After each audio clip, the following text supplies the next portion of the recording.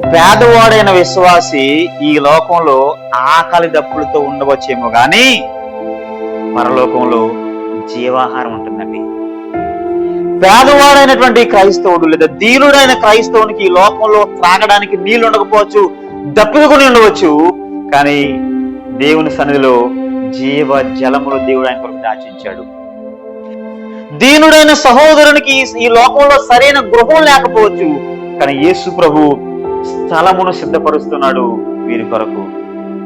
దీనుడైన సహోదరునికి ఈ లోకంలో సరైన వస్త్రాలు లేకపోవచ్చు, కానీ యేసు ప్రభు వారు నీతి వస్త్రాలు అనుగ్రహిస్తున్నాడు.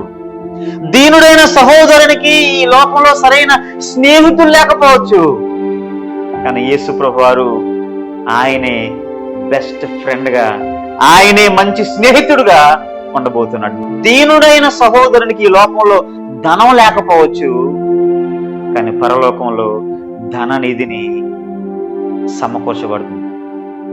ఏమండి, ఈ కారణాలు సరిపోవా మనం అధ్యయించడానికి? ఇంకేం కావాలి మనకి?